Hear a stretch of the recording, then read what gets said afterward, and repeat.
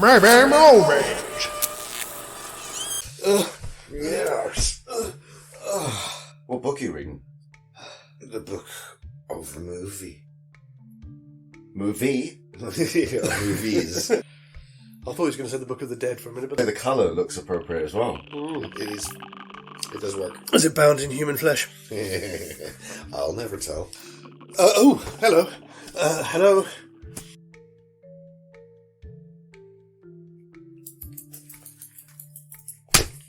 And that's enough of that. Hello and welcome back to Maybe Movies. It is Wednesday. We are on our penultimate episode for November. As always, the world of theoretical movies are brought to you in cooperation with Max Rudd. Oh, and me, Sam. And me, Chris. And you, the lovely people at home. Got lots to do because, again, much like the last one, we've kind of strayed somewhat off the reservation with this one. A little. So very, very quickly, we'll just do a regular quick shout-out. Oh, of course. Which today is for a wonderful channel called Alter, who host short fan-made or just low-budget horror films. And if you can upload directly to Alter yourself, or if you need to submit it to them. But they do a wide range of stuff from all over the world. So if you are working on any kind of small horror projects, then do check out Alter, because they do have a pretty good reputation. Most of the stuff that's on there is pretty much guaranteed to get views in the tens of thousands at the very least. So do give it a look. Definitely worth it. And that done. The second act. Yeah, so as I recall, we'd left it after he tried to get the train home. Yes. He'd thrown some people around on the train, pulled the doors open, jumped out and made his way back to May. Yes. Which would then lead into the kind of you done messed up sort of scene, wasn't it? It was after the guy with the trucker. Okay. Yeah. It's that first. She tries to teach him how to hunt and how to listen to the night. That's what happened. Because I could never work out, is that supposed to be on the same night as he tries to go home, or is that supposed to be the next night? Is that another day past? No, technically, because Loy wakes up from a nightmare and it's the daytime. So I'm assuming it's the next night. Okay. Interesting fact, which I didn't know, the guy who plays Loy was Dollman. Yes. I didn't know that. I've never seen yes. Dollman. And I Jack know of Death it. in Trancers. Yes. He did a whole bunch of stuff for New Moon. Okay. New Moon? Full Moon? Full Moon. Total eclipse. I did wonder, and again, very, very briefly to jump back into Act 1, I did wonder whether we wanted to throw in, when he goes to the train station, that he tries to make that reverse charges call to his sister, like he does in Act 3 of American Werewolf in London, and like Caleb does in Near Dark anyway. Because I didn't know... Yay. Yes. Well, I was wondering about this, because obviously this is the bit when Loy starts searching for his son and stuff like that. And obviously, David's family are on another continent. Yeah. How do we bring them in? And how far can we bring them in? The nearest that I could figure is, at that moment he calls, tries to get through, makes the call, speaks to his sister. She can kind of tell that something, that he's told mum and dad that I love them and all this kind of thing. He's like, what the hell? Yeah. So that gets passed along to his parents. His parents get concerned. He could even say, "Have you heard from Jack?" Because he doesn't know. He's not. Yes. He doesn't know where Jack is. Nice. Wonders has he tried to call back there? That rings alarm bells with his parents. So in place of Lloyd doing his stuff during the day, just to kind of expand the narrative a bit, his parents get concerned that they call the American consulate in London. We could use that as a feed-in for our bumbling cops. His parents are concerned. So we could have them following their investigation as something to happen during the day while the vampires are asleep. Yes. I like it. It's just a little extra layer to things. Otherwise it was going to be a very linear story just about the vampires. Exactly. Because of the distance involved. But yeah, no, that brings them into it. That's nice. Yeah, I like it. Which means we can... I'm sorry. I'm assuming that's okay with you. Of course. I thought I saw you nodding along there. Which means we can also, if you want to, then have our cameo from Frank Oz. Oh, of course. Oh, well, yeah, okay. Yeah. If you can, you must. Exactly. Because we're still quite early-ish in the story, it could be simply them being contacted by the consulate saying, can you find out what's happened to these guys? They were seen, or they're supposed to be travelling around north of England. Yeah. Yeah. So at least we've introduced those characters, and then we can keep sort of flicking back to them to break as a natural break between the action of the main cast. Yeah, exactly. In the same way that Loy searched Yeah. us in Near Dark. Yeah. This will take us through then to the next night, which is the scene with the trucker, Mm-hmm. which could kind of happen the same. Yeah, I was going to say, I couldn't really see any change much in that one. Just whatever would be the early 80s equivalent of the others going around doing their thing. I mean, Homer's thing is pretty generic anyway. Yeah. Severance as well is going to be the same. Not sure about... Jesse and Diamondback and the Carjackers. Yeah. There was a problem in the 80s and the 90s where that would happen quite a bit. So that works just as well then, yeah. We're saying then that they're heading south still? It feels like the direction. We don't have to go directly south, but it's... So kind of zigzag across to give us yeah. a bit more time? Yeah. So maybe they're heading sort of more down towards Birmingham area, around that way? That's exactly what I was thinking, was Birmingham feels like it's the next obvious stop along the route. That would actually quite nicely figure in because of that, if you've ever been on it, that insane spaghetti junction. No, I've never been anywhere near Birmingham. Yeah, it's literally like, it's the kind of thing you'd expect to see in the States, and it's an absolute nightmare. You kind of look at it, if you look at it from the wrong angle, it's going to drive you insane. Like it's been, have you ever read Good Omens? I was thinking the exact same thing. Yeah, it's basically that. How the Demon Crowley, by moving a few road markers, turned the M25 into a sigil to hell. Again, for when this is set, and because again, I suppose we haven't really said, is this a Catherine Bigelow film or is this a John Landis film? Oh, I see what you mean. Right, okay. Yeah. I didn't think about it too hard, but I kind of figured it. I was imagining it being more of a Catherine Bigelow film than a John Landis film. So yes, that would fit in quite nicely. Which just suddenly got me thinking. Then, so when we're doing these in the future, if they are sort of quite iconic directors that the films we're looking at, do we then do bastardizations of their names as well? So it'd be Catherine Landis and John Bigelow. Yeah, might as well. That's a nice touch. Actually, yes. The next day, so where are we going to have them spend the night? Because I was thinking, I know we're not quite there yet, but things like the roadside motel, not as common. Like I said, we saw Loy wake up, and then we have the montage of people killing him, May taking him out to try and get the tracker. And then we have another shot of Loy hunting, so it seems that another day has passed. So they've arrived in Birmingham. Are they going to stay in Birmingham, or are they going to move on to somewhere else? My first thought then is to fill up that time during the day then. This could be the point where our two bumbling cops, as I said, I've heard about the thing that happened on the train. They're talking to people there because the description matches the description they've been given of one of the two boys that they're looking for. Yeah.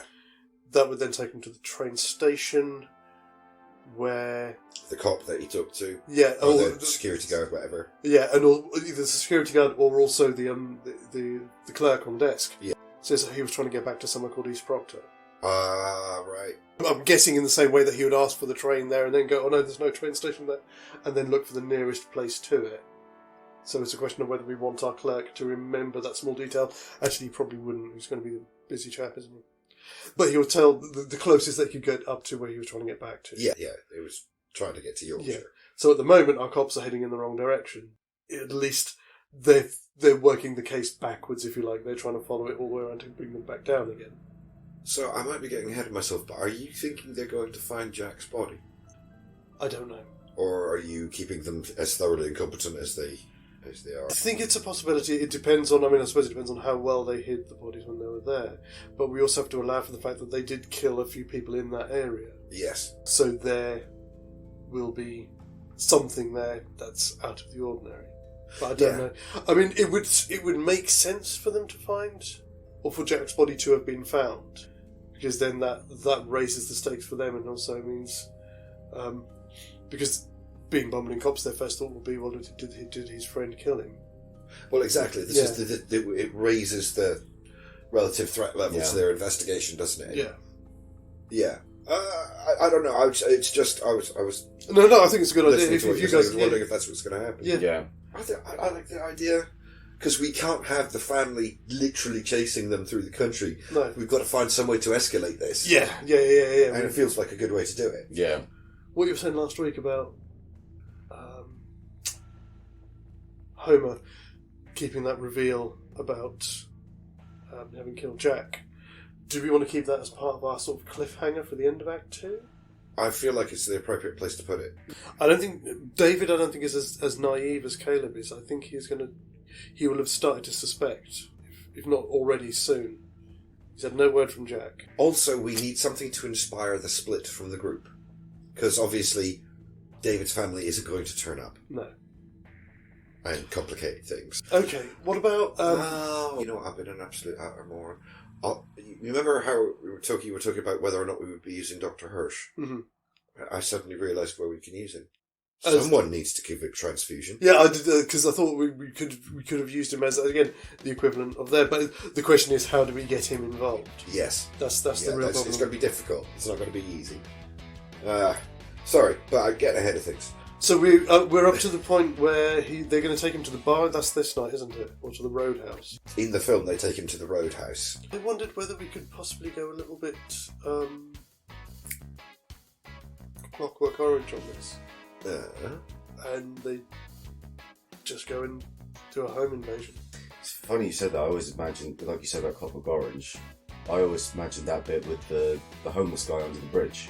Okay. So instead they just go on a drifter almost. I like what he said. Yes. Because like I would have thought they wouldn't want to go for someone who has a family and stuff like that. They'd be clever enough to cover their tracks and say homeless person and nobody. Yeah. Nobody even knows they're here anyway. Yeah, if they disappear, it doesn't matter. Yeah. No.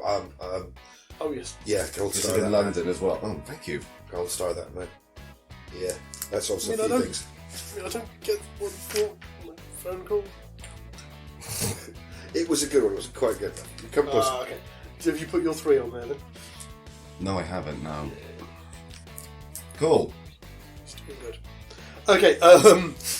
So we there's there are underpasses and stuff like that in Birmingham, so they could do that there. Yeah, it's going to be a bit of a massacre in a not a homeless camp. Under the rail lines or something like that. Yeah. Or under the underpass, as you say. Yeah. Something like that. Overpass, under the overpass, should I say. And that's kind of quite nice as well, because it does feed back into the homeless guys in America and up in London. A little bit, yeah. Yeah. So, very nice. Thank you. And it could be, because again, obviously homelessness, especially sort of teen homelessness, was a big problem at the time. So you're thinking it's going to be a young fella like it was in Near Dark? Yeah, like a 16-year-old guy. He's probably been on the streets maybe a few weeks. Yeah. Something like that. Scared stiff. Chases him down and then lets him go. Maybe some junkie or whatever like that. Yeah. What's that bit when May starts dancing with the young fella and she just turns to him and says he's free? Yeah. That's like so creepy! Yeah. See, I was wondering about that because I don't know, David seems a little bit more worldly wise than Caleb does. Oh, I'm not so sure about that. I feel like they're kind of on a par, but they live in different worlds. Like, David's a city boy. Yeah. But I feel like they're both equally naive. The way they talk about Derry Klein, those conversations, they're still essentially high school kids, like, in the way they think.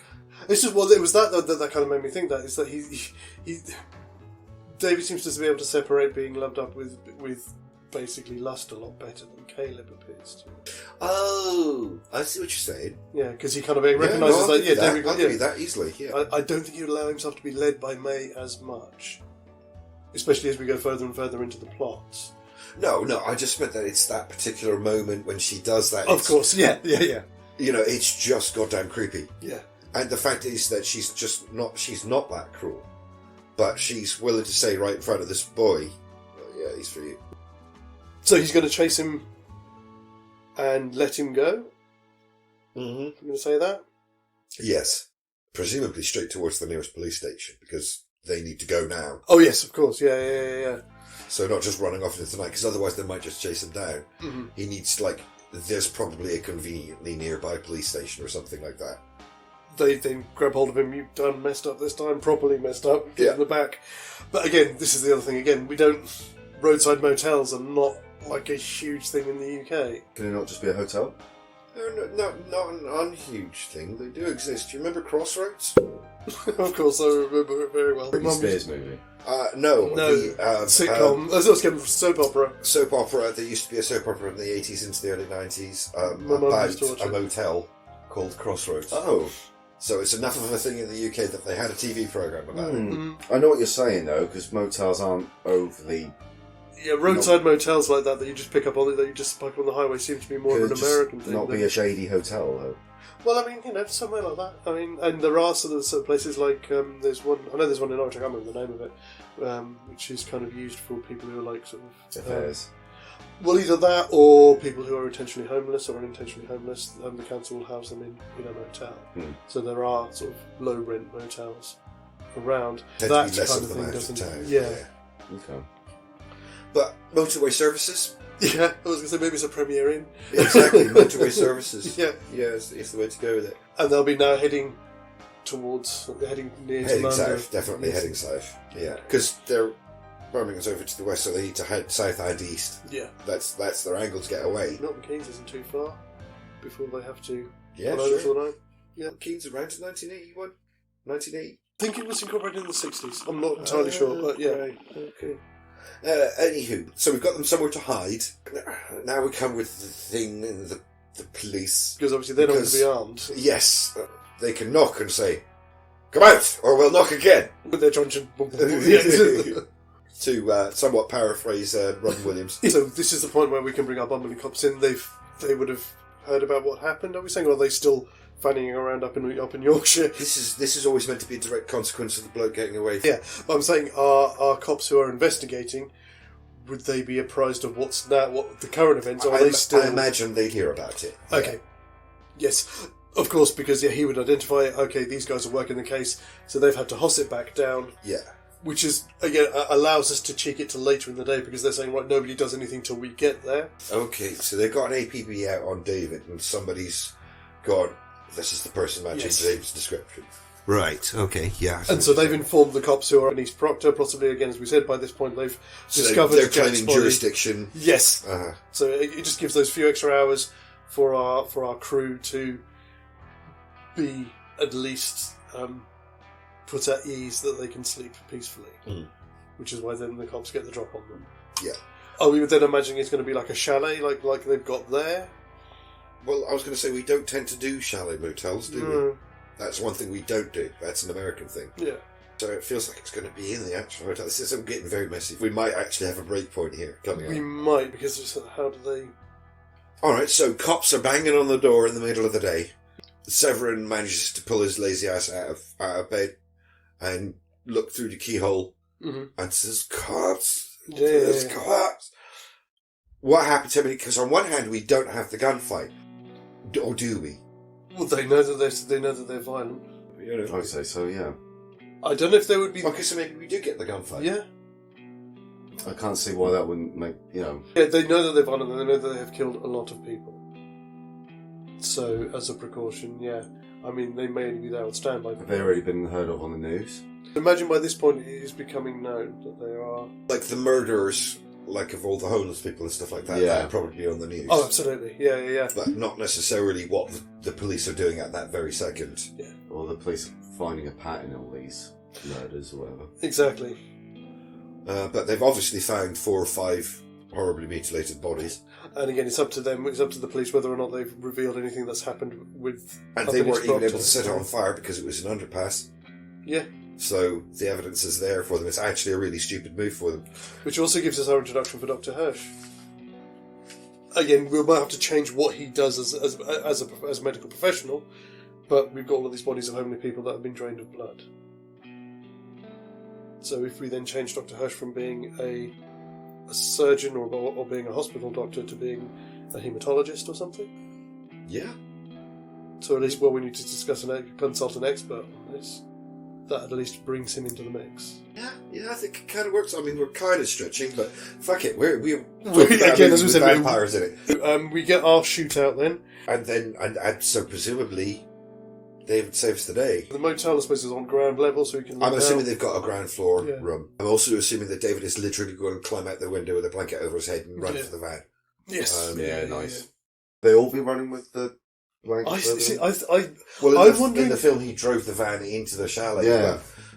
But British buildings aren't that fragile. I am wondering also as well if we may even just get a moment there when he gets to the van and he's starting it up and he does he just go? I want to say that he's a little bit more independent. I don't think he's as sold on all of this as, say, Caleb is. I know Caleb ultimately isn't. I see your point, but I'm going to say yes, but may. Yes, that was one thing. Yeah. He might have a moment of hesitation, but then he sees her or something as he looks up. He sees her in the window, kind of expectantly. Yeah. Possibly, like she looks out the window and gets a bit of a burn just to reinforce the whole "we're all in horrible danger." Yeah, that works. I think in this case it's going to be swing up, pull the van up reverse the van in so they can all bundle in the back. I always wondered why he didn't do that in the movie.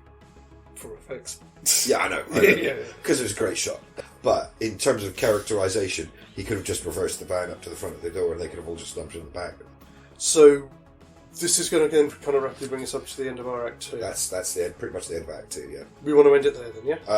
Well, I mean, Act 3 we had being like when they go to the next motel. That's right. Sorry, I couldn't remember if that was... Yeah, so that does make sense. Because that's when everything changes. Of course, we've got to figure out how everything changes. Have we got anything else that we want to add at this point? I don't. No. All good? All good. Excellent. Do you have anything else you'd like to add at this point? Anything at all? The eyes have it. Anyway, sorry, getting distracted by trivia. Things. Yes. Brilliant. So, by some miracle, we've managed to make it to the end of Act 2 of Near London. I think you two are on 3 now, are you? 4. Are you on 4? Okay, so I'm trailing on 2.